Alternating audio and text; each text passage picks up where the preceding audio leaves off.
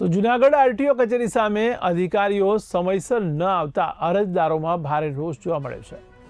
દૂર દૂરથી લાયસન્સ અને વાહન સંબંધિત કામગીરી માટે આવતા લોકો કલાકો સુધી રાહ જોતા હોવાની ફરિયાદ ઉઠી છે। જ્યારે કચેરીમાં ખુરશીઓ ખાલી હોવા છતાં લાઇટ અને પંખા ચાલુ રહેતા વીજળીના વેડફાટનો પણ આક્ષેપ થયો છે। તો ગ્રામ્ય વિસ્તારોમાંથી આવતા અરજદારોનો સમય અને પૈસા બગડતા હોવાની ફરિયાદ વચ્ચે આરટીઓ અધિકારીએ બચાવ કરતા જણાવ્યું છે કે વસ્તી ગણતરીની કામગીરીને કારણે સ્ટાફ મોડો આવે છે અને સાફ સફાઈ દરમિયાન લાઇટ પંખા ચાલુ રહ્યા છે। આ ઉપરાંત વીજળી બચત માટે કચેરી પણ પ્રયત્નશીલ છે તેવું જણાવવામાં આવ્યું છે।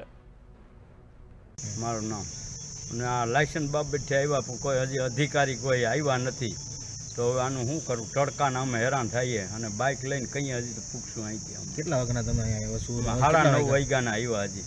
કેટલા વાગ્યા અટાણે? 11:30 વાગ્યા, તોય હજી કોઈ અધિકારી આવ્યું નથી। તમારી માંગ શું છે હવે? માંગમાં તો બસ આ એટલું જ છે કે આ કંઈક ટાઈમે આવે તો અમે આ ભેગા થાય રોટલા ભેગા, તડકાને મરી જાઉં બપ્પાને બધે આમાં।